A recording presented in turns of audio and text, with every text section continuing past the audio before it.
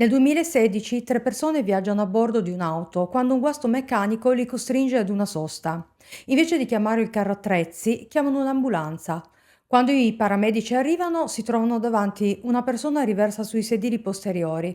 Capiscono subito che ferite e lividi presenti sul corpo della donna non hanno niente a che vedere col malessere per cui è stato richiesto l'intervento. È l'inizio della fine di un dramma durato 18 anni. Oh, this place gives me pain and all sad and gray. Benvenuti nel mio canale Mile True Crime, sono Mile e oggi ci immergeremo nel mondo oscuro dei crimini reali.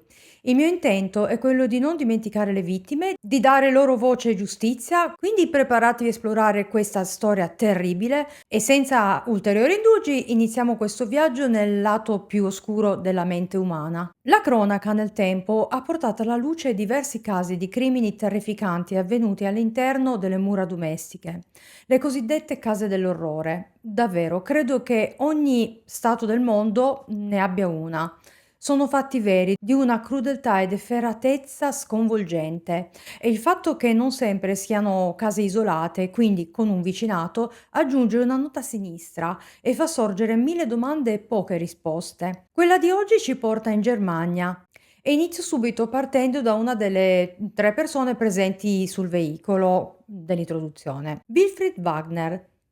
Cercherò di rendere meno macabri certi particolari, in modo che possa ascoltare anche chi di voi è particolarmente sensibile. Wilfried nasce il 25 febbraio 1970 a Bochum, Renania Settentrionale Westfalia. Appena arriva all'età scolare è subito evidente che il bambino deve frequentare una scuola speciale per problemi di apprendimento. Ha infatti notevoli difficoltà nella lettura e nell'ortografia. Vive con sua mamma, che presto si sposa con un contadino di Bad Lippspringe, che come vedete è situata a circa 130 km ad est dalla sua città natale. Quello che si sa della sua infanzia è davvero poco, ma l'informazione che salta all'occhio è che Wilfried ha un QI davvero basso, 59, considerando che il punteggio di un QI medio si aggira sul 90-110 e iniziamo a capire i suoi problemi d'apprendimento. Comunque, Wilfried, appena terminate le scuole dell'obbligo, inizia a frequentare un corso come addestratore di cani destinati all'Armata Britannica del Reno, ma come possiamo immaginare non lo conclude e per un certo periodo aiuta suo patrigno nella conduzione della fattoria. Successivamente prova a frequentare un corso come meccanico, ma di nuovo non ce la fa. Per un certo periodo trova lavoro come custode per le ferrovie. Probabilmente non è un posto a tempo indeterminato e così ben presto torna ad aiutare il patrigno nella fattoria. Non abbiamo particolari sui suoi tratti caratteriali, sappiamo però che ha simpatia per gli animali. Infatti forse per questo motivo avrebbe voluto quel posto come addestratore di cani per l'esercito. Per il resto, ecco, non brilla di scaltrezza, ma non pensate a lui come ad una persona buona e gentile, perché adesso entriamo nel vivo della storia e quando avrò finito mi scriverete nei commenti cosa ne pensate. Mi raccomando, usate dei toni gentili che sennò YouTube si offende. E iscrivetevi che così mi aiutate a far crescere il canale.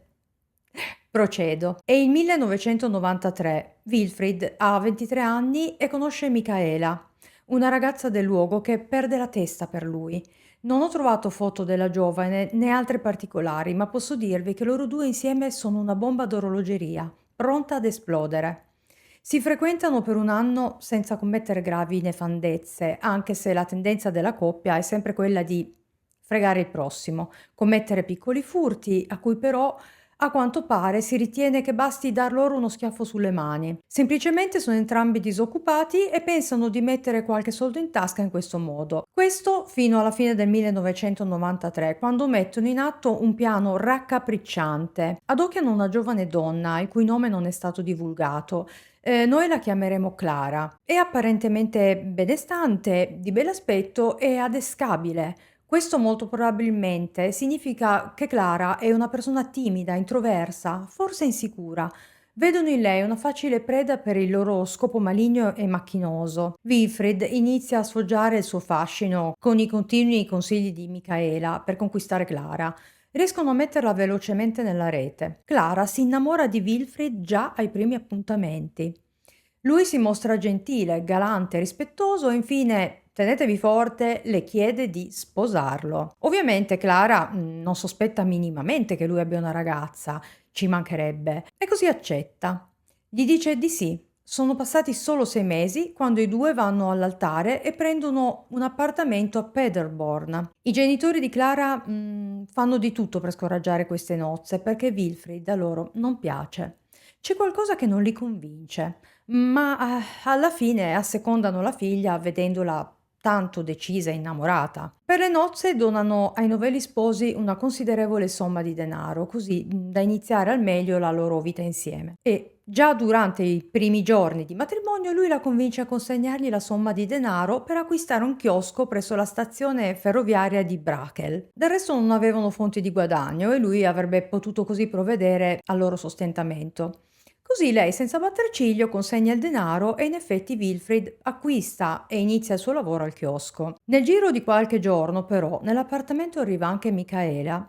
La versione per Clara è che sia una cugina in difficoltà, che ha bisogno di stare da loro solo finché non troverà una sistemazione. E così per Clara inizia un vero e proprio incubo. Iniziano a sottomettere la sposa fin da subito, umiliandola per piccole cose, poi per cose sempre più grandi. Lei si chiude, è il suo carattere, ma ben presto inizia a subire dei veri e propri abusi. Wilfried inizia a picchiarla per qualsiasi motivo, per come cucina, per come pulisce la casa. Lo fa addirittura con dei guantoni da box. Poi pensa di farle passare i lividi passandoci sopra l'aria calda del phon e ovviamente non fa che procurarle delle ustioni. Se Clara si ribella e gli dice che vuole il divorzio, lui la minaccia di far del male ai suoi genitori e lei è terrorizzata. Una mattina Clara sta stirando una camicia, la vuole indossare per andare all'ufficio di collocamento di Paderborn e fare bella figura, ma Wilfried inizia ad accusarla di stirare solo i propri vestiti. Così prende il ferro da stiro, glielo preme sulla gamba destra e anche sul braccio. Ben presto anche Michaela partecipa a questo orrore. La privano del cibo, non le permettono di uscire, la costringono a rifiutare le visite dei suoi genitori. E ovviamente le prendono tutti i suoi oggetti di valore e se li vendono. Inoltre la costringono a ballare per loro mentre la malmenano con pizzicotti e spinte. E un giorno addirittura Michaela assiste ad una violenza intima perpetrata dal marito usando un oggetto. Nel giro di pochissimo tempo la riducono malissimo e ormai non si preoccupano neppure più di nascondere la loro relazione. Sono sadici, malvagi. Siamo abituati a vedere personaggi del genere nei film, ma quando hai la certezza che siano reali, ti chiedi cos'è che non va nel loro cervello per arrivare a questo. Ma Clara ha la fortuna di avere dei genitori che fin dall'inizio della loro relazione avevano visto lungo e non si bevono le storie che gli vengono propinate al telefono per tenerli alla larga. Quindi riescono a convincere le forze dell'ordine a seguirli nell'appartamento, visto che trovano anche qualche precedente penale a carico di Wilfried per piccoli reati. È il 21 settembre 1995. Quando arrivano, sentono subito delle voci all'interno che cessano al suono del campanello. Quindi la mamma di Clara inizia a chiamarla ad alta voce e a bussare insistentemente, finché finalmente la porta si apre lentamente. Compare Wilfried che quando vede la polizia va subito nel panico e non nega il consenso di entrare. Vi faccio notare che non avevano un mandato, ma per fortuna la mente di Wilfried non arriva a ragionamenti basilari. Quindi i genitori si fiondano verso il soggiorno dove trovano Michaela che sta coprendo Clara con un lenzuolo. La ragazza non sembra star bene, per niente, e giace tramortita sul divano. Sua mamma intima alla donna di togliere le mani di dosso a sua figlia e immediatamente guarda sotto il lenzuolo e inorridisce. Mostra anche al marito e alla polizia le ferite di Clara e ricoperta di lividi e bruciature. Solo il viso sembra non aver segni, ma è visibilmente denutrita. Ha le ossa di fuori. Viene chiamata subito l'ambulanza e per la povera Clara finisce l'incubo e se la cava con qualche giorno di ricovero.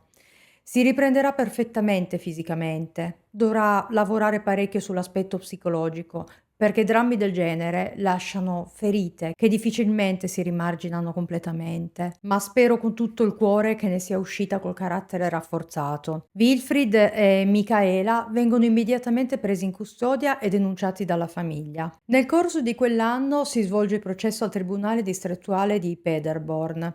Pensate, Wilfried ha avuto il coraggio di difendersi dicendo che tutte quelle ferite, documentate anche dai referti ospedalieri, Clara se le era procurate da sola. Sì, per goffaggine, lei sbatteva ovunque e inoltre era un'isterica.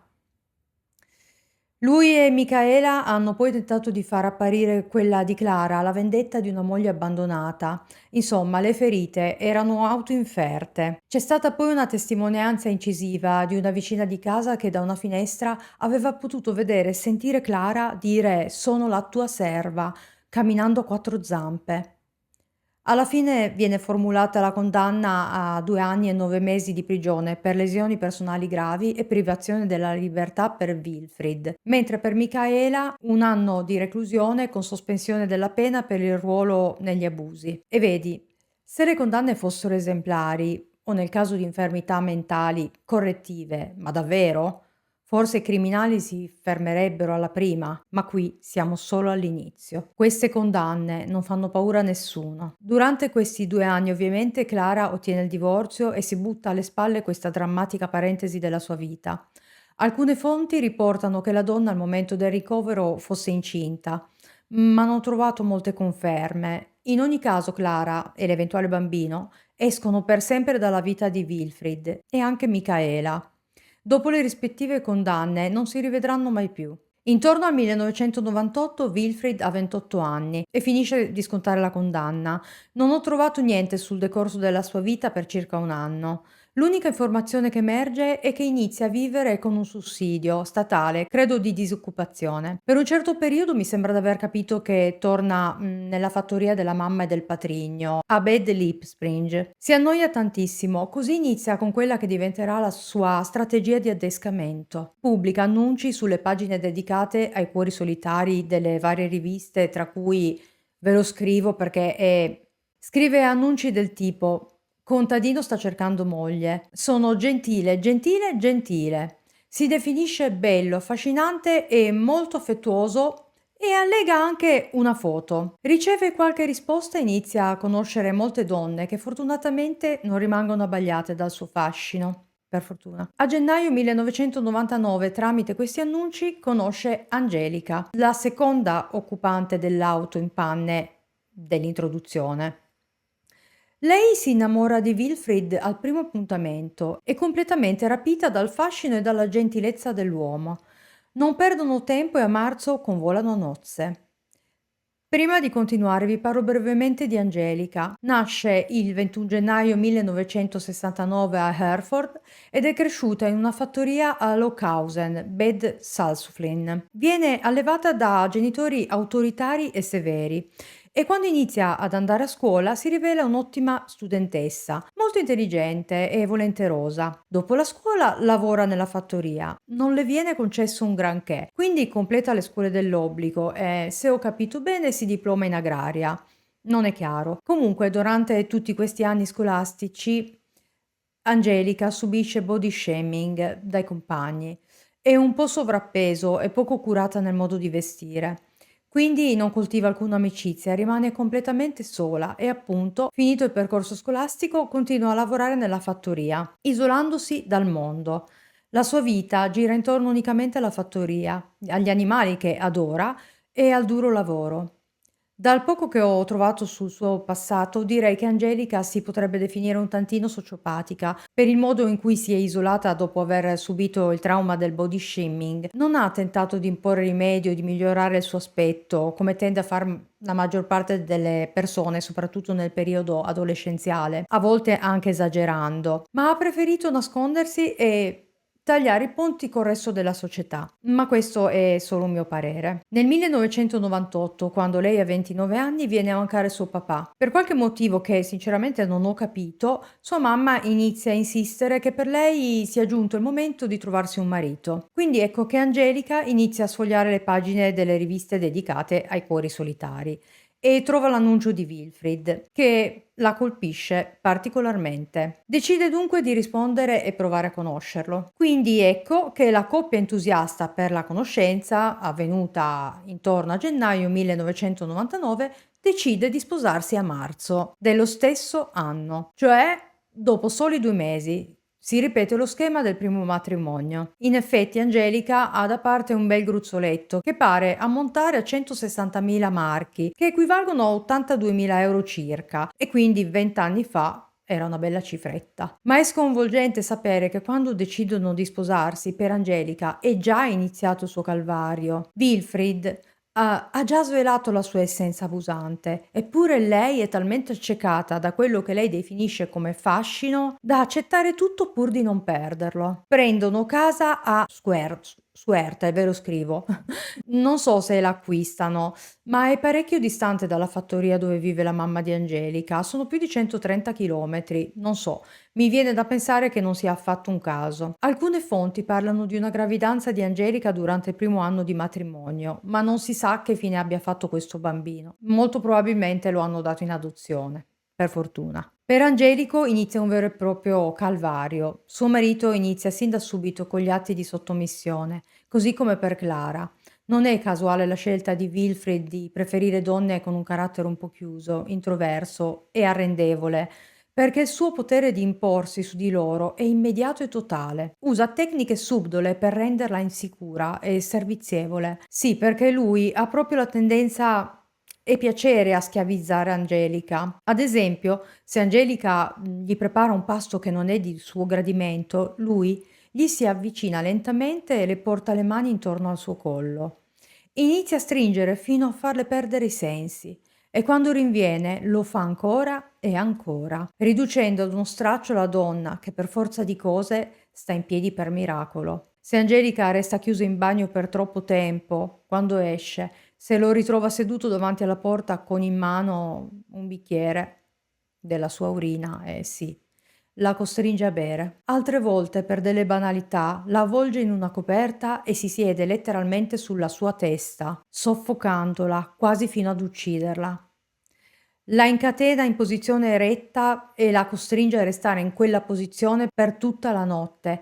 Inoltre usa spesso la piastra del ferro da stiro per provocarle delle ustioni sul corpo, ma anche sul palmo delle mani, così da prolungare il dolore anche nei giorni successivi, visto che comunque deve continuare a fare i lavori di casa. In tutto questo, se lei si permette di emettere qualche lamento di dolore, guai, raddoppiano le punizioni.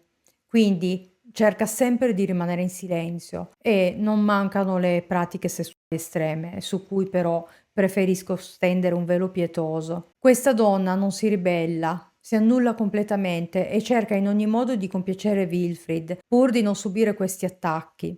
Fa di tutto, cerca in ogni modo di prevenire, di non urtarlo in alcun modo. Lo asseconda anche in situazioni assurde, ma non serve a niente. Ha ormai capito che l'uomo è sadico.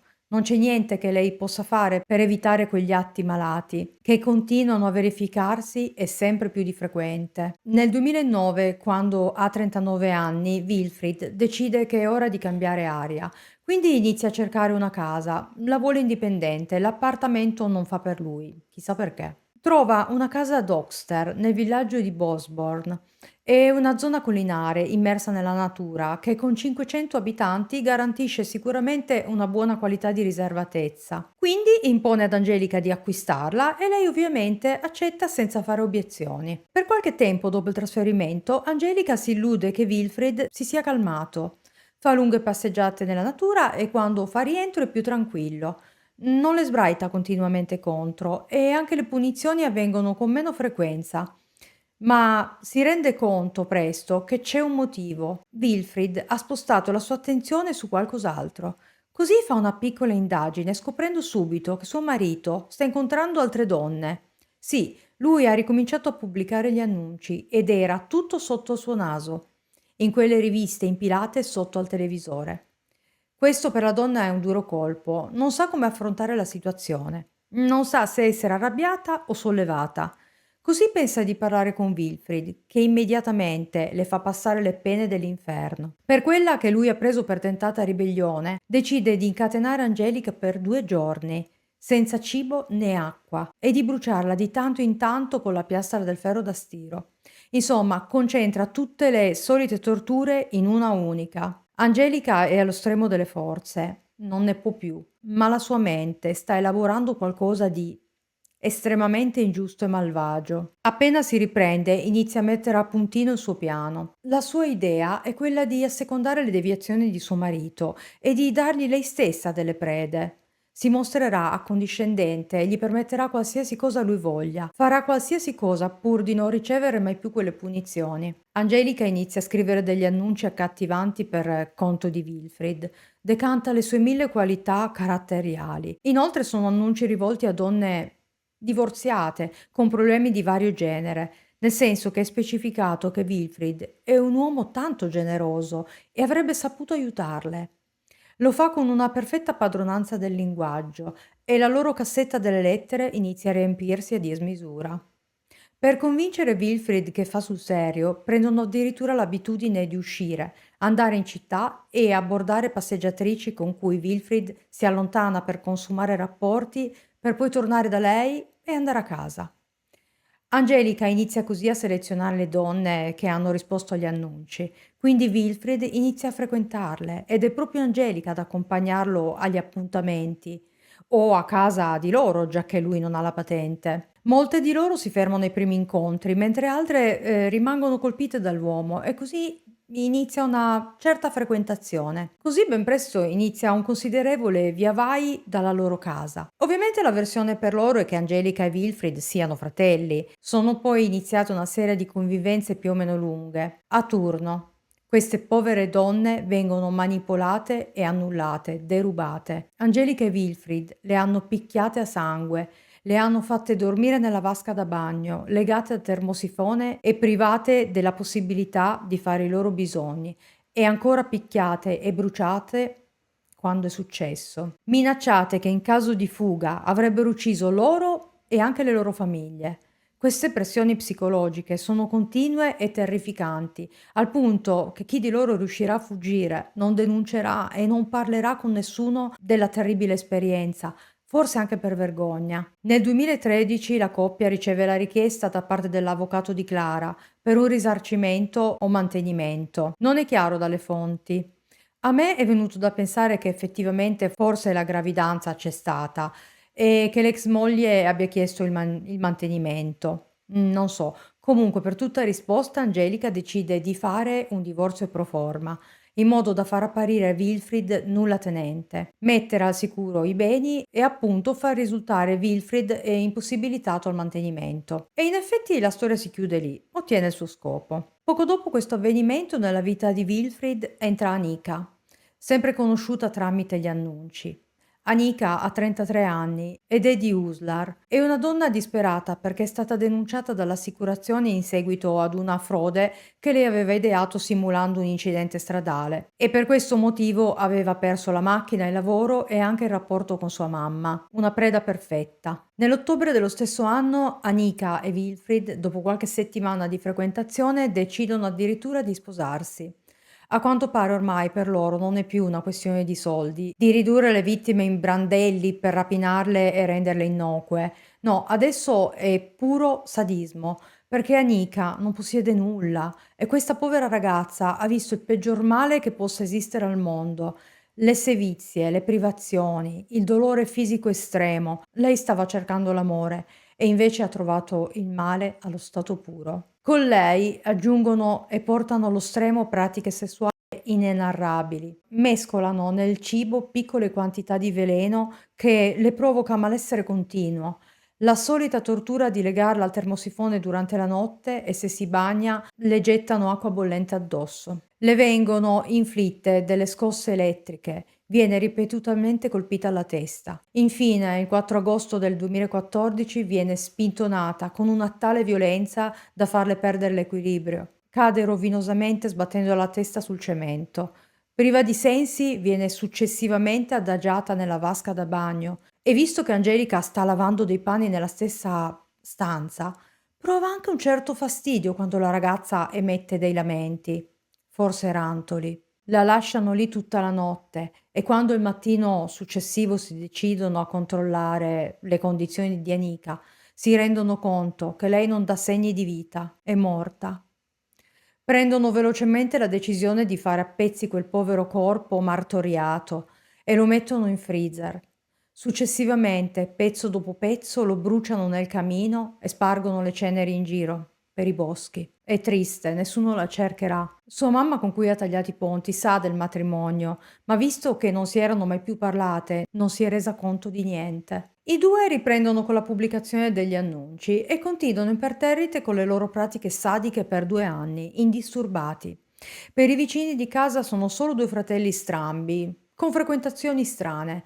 Certo, la loro morale non deve essere un granché, viste le miriadi di donne che vengono e che vanno. Poi litigano tanto, urlano e disturbano parecchio. Escono nel cuore della notte, chissà dove vanno. Ma boh, facciamoci gli affari nostri. Il buon vicinato. Insomma, per altri 2 anni nessuna di queste donne denuncia niente. Tutto questo ha dell'incredibile, ma rende l'idea del terrorismo psicologico, del lavaggio del cervello che gli è stato fatto. Poi, nel febbraio del 2016, a rispondere a questi annunci è Suzanne, una quarantenne divorziata di Beth Gandersheim, la terza occupante dell'auto dell'introduzione. Suzanne vive da sola dopo il divorzio, è una bella donna dai lunghi capelli biondi e ondulati, a cui tiene particolarmente. Perde ore a pettinarli e a metterli in piega e, amici miei, non appena prende l'incauta decisione di andare a vivere in quella casa, dopo qualche settimana di conoscenza di Wilfrid, la prima sevizia che riceve per mortificarla e sottometterla è proprio la rasatura dei suoi capelli. Inizia così il supplizio di Suzanne, che improvvisamente viene legata ad una sedia e immobilizzata, poi imbavagliata. Non deve parlare. Angelica deve istruirla sul regolamento della casa. Quando Wilfrid parla, non perdere mai il contatto con i suoi occhi, mai interrompere il suo discorso, non contraddirlo. Guai se sprechi il cibo, fai sempre cosa ti dico io. Guai se sgarri, cose del genere. Le sue punizioni, in aggiunta a quelle di sempre, includono anche andare su e giù per le scale con un sacco pesantissimo, fino allo svenimento, e la rasatura costante dei capelli. Viene segregata, violentata, incatenata, come le altre vittime, per 2 mesi. Poi succede l'irreparabile. Suzanne, nonostante sia fortemente debilitata per le percosse, cerca spesso di tener testa a Wilfrid. Gli risponde male, lo manda a stendere e un giorno Wilfrid perde completamente le staffe, più del solito, quindi inizia a strangolarla, ma lei incredibilmente riesce a liberarsi da quella stretta. Quindi lui prende un tubo molto pesante e la colpisce alla testa con tutta la forza che ha. La donna cade a terra svenuta. Respira ancora, ma Angelica sospetta che con una ferita del genere non possa sopravvivere. Quindi prende la decisione di caricare Suzanne in macchina. Vuole riportarla a casa sua e quando la troveranno morta nessuno potrà mai sospettare di loro. Sappiamo già che questo tentativo non andrà a buon fine, anzi, finalmente grazie al guasto della macchina viene fuori tutto, quello che verrà definito dai media la casa degli orrori. Quando hanno avuto il guasto alla macchina hanno perso la loro occasione di portare Susanna a casa sua. A quel punto hanno per forza dovuto chiamare l'ambulanza. Non hanno avuto scelta. Non si sono inteneriti all'improvviso per il rimorso, per niente. Ma come già detto, le ferite sono subito risultate sospette. Suzanne viene trasportata d'urgenza all'ospedale di Helios di Nordheim, dove purtroppo muore poco dopo per le gravi ferite alla testa. È il 22 aprile 2016. Il 27 aprile 2016 la polizia si presenta nella casa degli orrori. Arresta con l'accusa di omicidio Angelica e Wilfrid e contemporaneamente inizia la perquisizione della casa, dove vengono trovate prove incriminanti fondamentali. Appena viene divulgata la notizia da testate giornalistiche e telegiornali, iniziano a presentarsi alla stazione della polizia alcune delle vittime passate per quella casa. Queste donne hanno svolto un ruolo fondamentale nel processo, testimoniando i maltrattamenti subiti. Una di loro si chiama Christel di Magdeburgo, poi Anne-Marie e un'altra, di cui non si conosce il nome, di Berlino. Si presentano alla polizia anche alcuni vicini di casa e diversi testimoni oculari che avevano assistito a un'accesa discussione tra la coppia e Anika in un parcheggio di un centro commerciale. Altri testimoni hanno segnalato alla polizia una donna ferita al viso seduta sul sedile posteriore dell'auto della coppia. Questi testimoni hanno fornito prove cruciali per la ricostruzione degli eventi che hanno portato alla morte di Anika. Il 26 ottobre 2016 inizia il processo contro Wilfried e Angelica Wagner. Nella Camera della giuria del Tribunale regionale di Paderborn, presidiata dal giudice Bernhard Hemminghaus, gli avvocati della difesa sono Detlev Binder e Peter Wüller. La madre di Anika è menzionata come parte civile nel processo. Vengono presentate le prove acquisite dagli investigatori ed analizzate dalla scientifica che comprendono centinaia di pezzi di carta su cui Wilfried e Angelica avevano costretto le loro vittime a firmare, affermando che le ferite che avevano subite erano autoinflitte. Lettere di addio forzatamente scritte dalle vittime. Una lista stilata da Angelica con i nomi di 7 vittime e le forme di abuso inflitte a ciascuna. Cellulari contenenti video e foto delle donne che venivano torturate. Tracce di sangue in diversi angoli della casa. Tracce di liquidi corporei, pezzi di pelle e carne umana nella vasca da bagno e in giro per il bagno, materiale video che documenta le varie sevizie fisiche e sessuali inflitte alle vittime, tracce di DNA, circa una ventina, non riconducibili a nessuna delle vittime conosciute, annunci scritti, circa 500, pubblicati dalla coppia per adescare le vittime. Infine gli investigatori descrivono l'interno della casa come una discarica,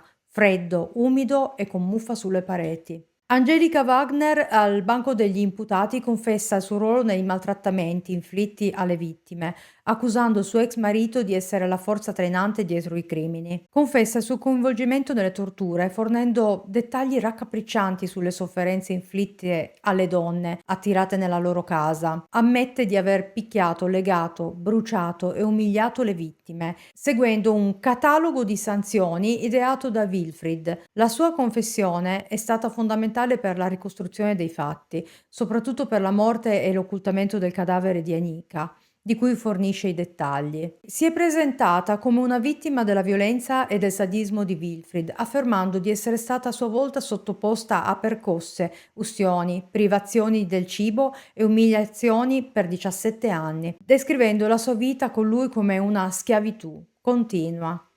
Ha dichiarato che la presenza di altre donne nella casa le offriva una tregua dalla violenza di Wilfried, ma che era costretta a partecipare alle torture per paura di rappresaglie. Durante la testimonianza, Angelica è stata descritta come fredda e priva di emozioni, incapace di esprimere compassione per le vittime. Ha paragonato la sua condizione in carcere ad una vacanza rispetto alla vita con Wilfried. Il suo avvocato ha attribuito questa mancanza di empatia alla prolungata esposizione alla violenza. Nonostante la sua confessione, alcuni osservatori hanno messo in dubbio la veridicità completa della sua testimonianza, suggerendo che potrebbe aver minimizzato il suo ruolo nei crimini o aver manipolato i fatti per ottenere una pena più lieve. La testimonianza di Wilfried al banco degli imputati è stata caratterizzata da silenzio, negazione e attribuzione della colpa alla sua ex moglie, Angelica. A differenza di Angelica, che ha confessato e fornito una dettagliata descrizione degli abusi, Wilfried ha scelto di rimanere in silenzio per gran parte del processo, rifiutandosi di rispondere alle domande del giudice e dell'accusa. Attraverso il suo avvocato ha negato qualsiasi coinvolgimento negli omicidi e nelle torture. Ha sostenuto di non essere a conoscenza della gravità degli abusi inflitti alle vittime e di non aver mai preso parte attiva alle violenze. Wilfried ha accusato Angelica di essere la mente e la principale esecutrice dei crimini. L'ha descritta come una persona violenta e dominante, che lo controllava e manipolava.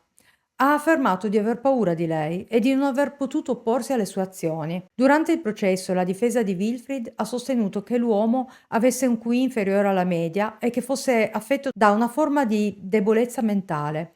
Questa condizione, secondo la difesa, avrebbe reso Wilfried incapace di distinguere il bene dal male e di comprendere appieno le conseguenze delle sue azioni. La perizia dello psichiatra forense Nahala Saimeh ha svolto un ruolo fondamentale nel determinare il verdetto degli imputati. Ha evidenziato le complesse dinamiche di potere all'interno della relazione della coppia e ha fornito informazioni sulle loro capacità mentali. Saimeh ha descritto Angelica come una persona con tratti di autismo, che usa la sessualità come strumento di potere. È incapace di provare compassione per le sue vittime. L'esperto ha notato una sua intelligenza superiore alla media e una forte consapevolezza del controllo e del potere.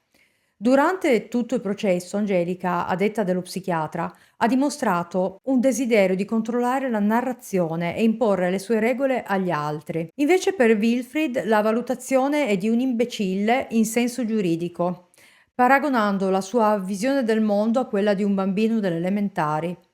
Questa diagnosi implica che Wilfried avesse una capacità limitata di distinguere il bene dal male e di cogliere appieno le conseguenze delle sue azioni. Di conseguenza, Saimè lo ha considerato solo parzialmente colpevole dei crimini commessi. Ralph Meyer, del pubblico ministero, ha chiesto l'ergastolo per entrambi gli imputati, Wilfried e Angelica, con l'accertamento della particolare gravità della colpa.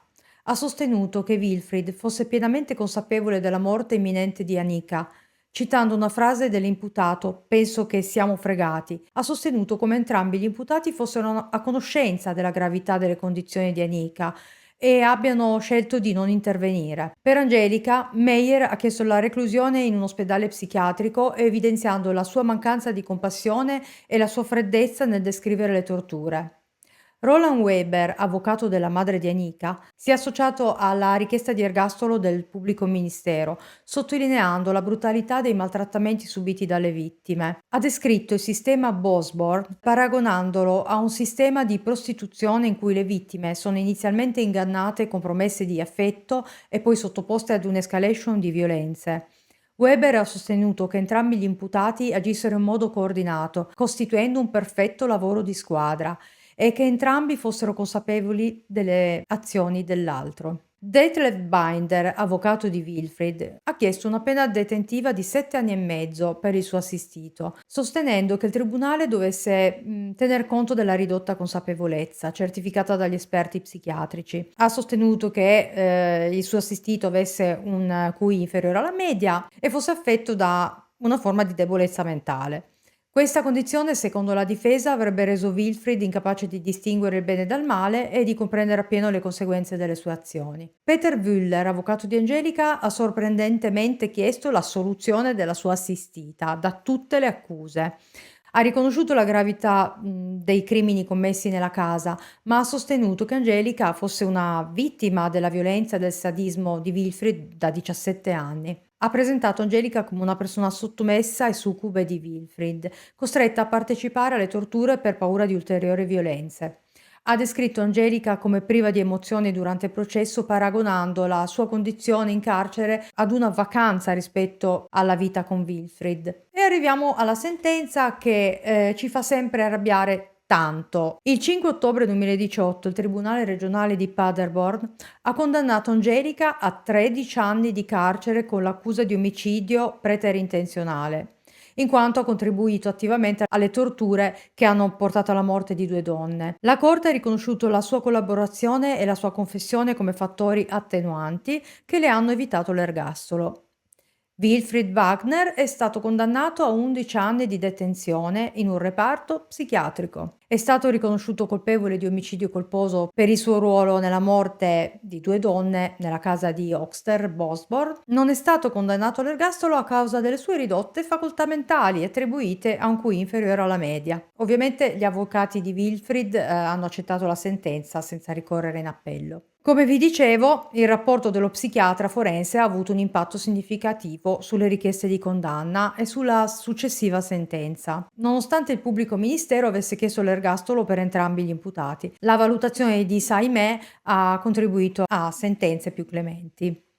Tuttavia, nel 2023 pare che Wilfried sia stato sottoposto ad una rivalutazione psichiatrica e sia stata smentita la sua ridotta capacità mentale, quindi trasferito in un normale carcere di Stato e sempre nello stesso anno ad un nuovo processo per determinare se, dopo aver scontato la sua pena detentiva di 11 anni, dovesse essere rilasciato o posto in carcerazione preventiva. Il processo è iniziato il 30 agosto 2023 presso il Tribunale regionale di Paderborn.